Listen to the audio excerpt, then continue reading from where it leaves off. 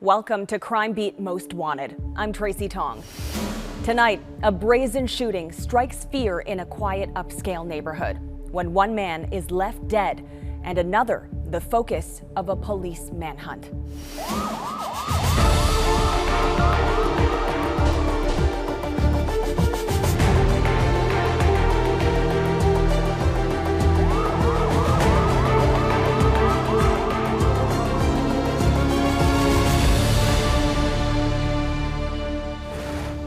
Jonathan Ouellet-Gendron is one of Canada's most wanted suspects. He is at large, and tonight police are asking for your help in tracking him down. Here's Jules Knox with the hunt for Jonathan Ouellet-Gendron. The city of Saskatoon is sometimes called the Paris of the Prairies. The Senator Sid Buchwald Bridge leads from the bustling downtown into the heart of the Nutana neighborhood. While parts of Saskatoon are plagued by crime, these streets are upscale and quiet. 911, where is your emergency?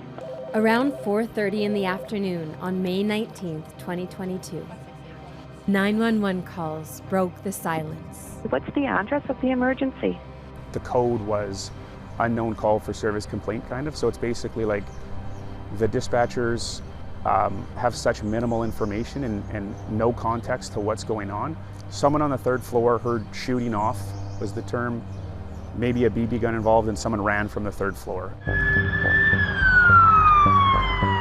Constable Jeff Willoughby rushed to the 700 block of Melrose Avenue. And what he discovered was much more violent than shots fired by a BB gun. I found the victim in the fetal position just west of the main entrance in the parking lot. We didn't know who he was, didn't know what was going on. There's no one else really on scene. As I started doing those compressions, I noticed like blood was coming out of his abdomen, and I assessed his abdomen and saw multiple gunshot wounds, like some along his belt line, one by his belly button, and that was the one that was like, every time I did a compression would spray blood out. His eyes were open, he was unresponsive, he wasn't warm to the touch. I could see he had duct tape on his face.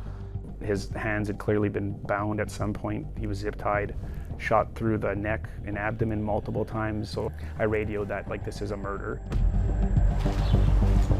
Not only did we have 911 calls about shootings in the area, shortly after we had phone calls from the hospital saying there was a gunshot victim there. We had another phone call from nearby, a civilian calling in saying they had somebody who was requesting medical attention, possibly shot.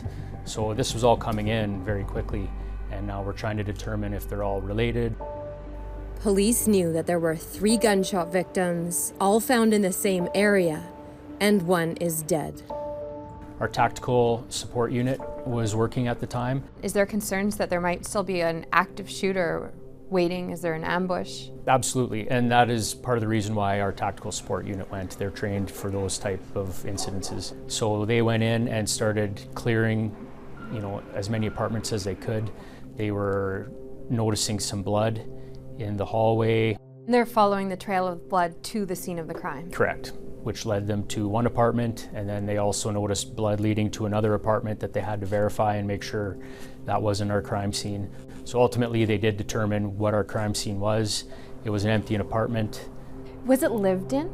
It definitely lived in. Okay, so this isn't a stash house. This is somewhere that somebody is making their home. Right, that's right. There was definite signs of a struggle. There was bullet holes. There was blood in the apartment. Furniture was knocked over. They did locate some zip ties and some duct tape in the apartment as well, which led us to believe that this was possibly more than just a random shooting. It appeared that this quiet condo had been turned into a battleground, a struggle where 8 shots were fired by at least 2 different weapons. Some of the rounds that were fired inside the apartment didn't stay in the apartment. We know that one of them exited out of the building, and based on our forensic identification people, they could use a laser to show that it came out of the building, angled down, and would have struck one of the parking stalls that's just behind us here. So thankfully no one was there at that point. If they had been, they could have easily been struck by gunfire. So I'm a canine handler, and I deployed my dog in an effort to try and to find the firearm that might have been used. They can do article searches where they pair human odor or scent with items. So if you handle like a gun or a knife, or you're wearing a hat, the dog has been trained to locate it, associate the odor to the item, and then give an indication, which is a down. So he lays down to let me know that this item has recent human odor on it. With the canine team on the hunt, detectives interviewed witnesses and canvassed neighbors for surveillance video, trying to piece together what exactly happened. There's 2 people at hospital. One's taken by paramedics and the other one took a cab. We don't know what their involvement is, so we have to err on the side of caution and ensure that their charter rights are taken care of. So we asked the members to arrest them for the investigation of the homicide, seize their clothing. Police identified the man who was shot and then caught a cab to hospital as 35-year-old Mohammed Abdullah Ali. He was not cooperative in the sense that he didn't want to provide details of what had occurred. He referred to himself as a victim. However, he would not state how or why he was a victim. We started to believe that he had involvement in what had occurred in terms of the person being shot and killed. So we have video of Ali and this unknown, at that point, unknown male fleeing from the scene. We're able to disseminate a picture of him interiorly to our police service. Lo and behold, one of our drug investigators looks at that and says, that's Jonathan Ouellet-Gendron 100%.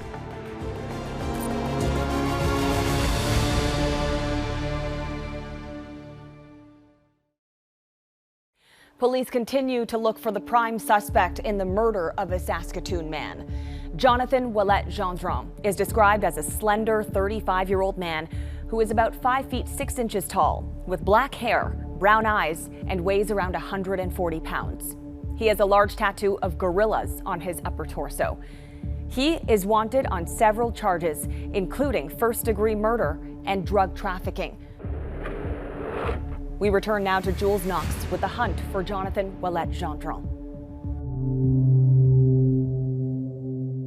The man found murdered in the parking lot of a Saskatoon condo complex was identified as 29-year-old Brandon Baxendall. I was definitely in shock. I didn't really believe it.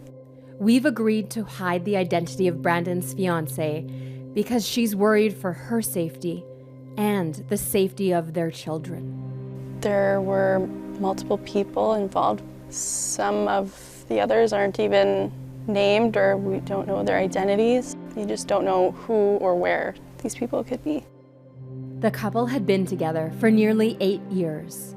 He was always quiet and taking in everything around him. He wasn't a show-off and didn't have to be the loudest person in the room to have a strong presence. And I just felt captivated by him.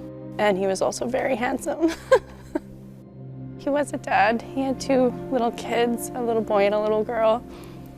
He was a very hands-on dad. He was the dad that if they fell and got hurt, he was there immediately. When was the last time you heard from Brandon? About 20 minutes before he was killed. I was with both my kids at a sporting event. We were planning to have him come and pick up our son. He said he would be there right away. He just had to do something quickly, and then we didn't hear back from him. Detectives learned that before picking up his son, Brandon stopped by 710 Melrose Avenue. We know that the day of the occurrence that they had planned to meet in that apartment. He voluntarily went to the meeting. We know that he was dropped off, went in. What we don't know is why it turned sour. So whatever transpired was over a matter of minutes. Brandon was known to police as a drug trafficker in town. We believe that Brandon was there to either buy drugs or deal drugs. When he got in there, we believe that he was overtaken by 2 or 3 individuals. He was put in zip ties. We also learned after the fact that he was armed. My belief is that they were probably going to try and attach him to a piece of furniture to keep him somewhere, and that he found an opportune time as they were attempting to do this to him to then fight back. And we believe he was able to escape the zip ties And once that occurred, a gunfight ensued where Brandon was shot, Muhammad Ali was shot, one of our witnesses was shot. And once the gunfire ended, there was approximately 8 rounds fired. Once that ended, everyone fled the scene. Through some video surveillance, we then find out that our 2 suspects came out of this door, kind of angled across through this tree area here, across the front yard of this residence. So what we're gonna have is Ali running first. He'll be reaching at his belt area in pain. He had been shot. And then shortly behind him will be Ouellet-Gendron. And when you slow the video down, you'll be able to see the hand tattoo that matches. He's wearing a remarkable jacket that we've captured numerous times on surveillance footage. So this is the set of stairs that Ali runs down. He turns onto the sidewalk. And the way that this area works is there's a bit of an embankment after the parking lot that goes down. Muhammad Ali was familiar with the area. Ouellet-Gendron didn't realize about this drop, I don't think, or in the panic kept running. He actually falls off of this little precipice, drops a bunch of items, including some of the zip ties. He gathers himself, gathers his items, and then continues after Ali. Our thinking is that they want to get off of a main street, sort of out of the public view. Remember, they're panicking. So they see this opening, they turn, there's less eyes, focus into the lane, and then kind of go their separate ways. Muhammad Ali runs and actually hails someone else's cab. We have the footage from inside the cab. He tells them that he's been injured and he's bleeding, and this cab driver drives him directly to a local hospital. We have the video from that cab, and you can see on the dash cam that there's police cars responding, lights and sirens into the area. Ouellet-Gendron, we believe, continues to run out of the area and is gone before arriving police officers get here. One of the items that he dropped, a citizen who is pretty switched on, realizes that this might be evidence, he knows something's going on because of the massive police response. He actually goes out with barbecue tongs and utilizes a clean pair of tongs in a plastic bag to essentially retrieve an exhibit for us. Was it a zip tie? This one wasn't. It ended up being a phone charger that was in his possession that he had dropped. When he did wipe out, it appears that he still has a handful of the zip ties, which for whatever reason he scoops up and then continues to run. And does the phone charger, does that help you? It does help us because we're able to send it away for a DNA analysis. Muhammad Ali was renting that apartment. Brandon got dropped off from a friend. He was supposed to have a meeting with Muhammad. He tells us that he dropped off the victim at the location and went for a drive, was supposed to wait for a phone call to come back and pick him up. He ended up getting a phone call from Brandon, and he had told him he had been shot. He did go back to the scene. Drives up and then realizes that this is very dangerous for him. He's obviously knows that there's been gunfire. Brandon is now down. He can't get him up and into the vehicle, realizes that he's in medical distress. I would say essentially panics. He knows that Brandon has a gun. For whatever reason, didn't want his friend to be caught with the firearm. Discards the firearm close to the scene, leaves, and then a couple hours later phones back in and describes what he did. Do you know where roughly Brandon's firearm was discarded? It was discarded in a garbage can just on the other side of this parking lot for the next condominium, and our patrol people did a good job. They took a large scene, taped it all off, so it was still contained within the crime scene. With little information on where the suspects fled, the K-9 team continued to scour nearby back alleys. We headed westbound down there, south, and then west again, then south, looking for anything that the dog might have been able to locate. The next day, we were able to determine a path that we think the suspects left in through CCTV footage. We contacted our public safety unit, who are trained at grid searching. At the start of every search, you have a GPS. Basically, it'd be just like if you were going for a run, the GPS on your watch. Similar technology. It just tracks your movements. We went from where they were last seen on camera, we searched the street, and then we started coming down the alley searching there. Our search members are checking garbage cans, they're climbing up on top of things to look on top of roofs, looking in vehicles, under vehicles, anything where a gun could be hid. So it's a little bit slow and meticulous. And after every task, I go back to the command post. I give the search manager my GPS. He's downloading my track. We decided we wanted to detail the yards down McPherson.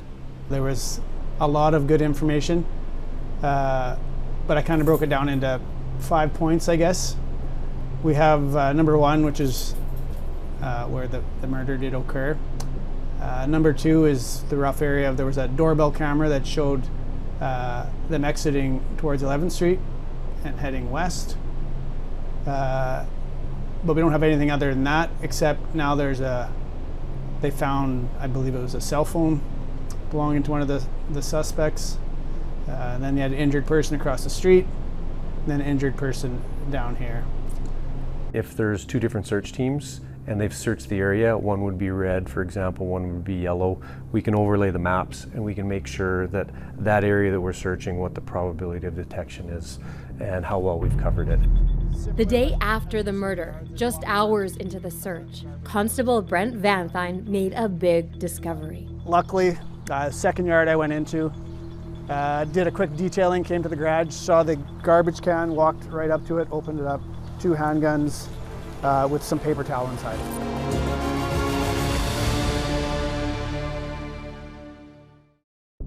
When police found 2 handguns about a block away from the scene of Brandon Baxendall's murder, they sent the weapons away for DNA testing. One of them was Muhammad Ali's, and the other one we reasonably believe belonged to Jonathan Ouellet-Gendron. We know that Jonathan Ouellet-Gendron, that he would have been one of the persons firing. We know that Brandon Baxendall would have fired rounds. At this point, based on the evidence we have, we don't believe that Muhammad Ali, although was in possession of a firearm, that gun was used to fire any of the rounds. As a struggle ensued, it's not clear what unfolded inside that apartment. But police said ballistics testing found that Muhammad Ali was shot by the same gun as Brandon Baxendall, suggesting that it's possible Ouellet-Gendron shot both men. Do you believe that Jonathan Ouellet-Gendron was shot? We do not believe he was. So there's a total of 5 persons in the apartment when this goes down. And to this day, we have one other unknown person that fled the scene, but we cannot determine who that person is at this point yet. Police believe that after fleeing the murder scene, Jonathan Ouellet-Gendron was picked up by a friend. How long he spends here in Saskatoon after the fact, we don't know for sure. But the next time that he comes to our attention is in Toronto. Through some information we obtained through a witness, we were able to get an address in Toronto where we believed he would be staying. So we got a hold of our partners in Toronto and asked if they could set up surveillance on the address, and they did so. They were able to confirm that Jonathan Ouellet-Gendron was renting that apartment under an assumed name. The next day, actually, we were hoping he was going to get arrested, but the night before, he's seen on video packing up and leaving. He does get into this white Cobalt. It's got a dark roof. We weren't able to get a plate off of it, but him getting into that vehicle is the last time we've seen him. What's interesting too about these pictures is that you can see he's got shoe boxes. He's a massive shoe fan. And he also went back for his cat. Little things like that might hem him up. At some point if somebody's like, yeah, my neighbor's a French guy that's got a skinny build and loves shoes, because that's his thing. The ID that he was using in Toronto to rent the apartment, it looks very legitimate. It was an Ontario driver's license, assumed name Brian Marchand. So, I mean, if he has access to that, he may have access to passports or other identification that can get him out of the country. He's 5'6", about 140 pounds, so he's a real small individual. Typically wears glasses, usually has a beard and shorter hair. He has a rose, like a black rose tattoo on the back of his left hand, and he'll have a Mayan tattoo on his right hand. And I believe he has a larger tattoo on his chest of a gorilla. In the spring of 2024, Canada's BOLO, or Be on the Lookout program, named Jonathan Ouellet-Gendron one of Canada's most wanted suspects in the country. In cooperation with Saskatoon Crime Stoppers, the BOLO program is pleased to offer a reward of up to $50,000 for any information leading to the arrest of Mr. Ouellet-Gendron. My hope is that I get a phone call one day that there's some police jurisdiction that has him in custody and we can go get him and bring him back so that he can go before the courts. What would it mean for you, for the people who were responsible for Brandon's death, to be caught? It would mean being a little less worried when I go out with my children, when I send them to school or going to the park. You just never know who's walking by. But nothing, in my opinion, is going to fill the void that me and the rest of his family feel. I would say it's felt like 100 years has passed, but also it feels like it was yesterday, all at the same time. There's been many moments of wanting to pick up the phone and call him to tell him something, like when our kid lost their first tooth. It's definitely a void that can't be filled for them. They miss their dad, and there's so much love that he had to give them that no one else possibly could. Mohammed Abdullah Ali was arrested for first-degree murder. His lawyer said that because court proceedings are still ongoing, he currently doesn't want to comment on the case, but points out that the charges against his client have not been proven in court. Police continue to hunt for Jonathan Ouellet-Gendron, who remains at large. If you have any information on his whereabouts, call Crime Stoppers. I'm Tracy Tong. Thank you for joining us tonight on Crime Beat Most Wanted. See you again soon. For more from Crime Beat, there are over 80 episodes of the Crime Beat podcast available now on Apple Podcasts, Spotify, Amazon Music, or wherever you find your favorite podcasts.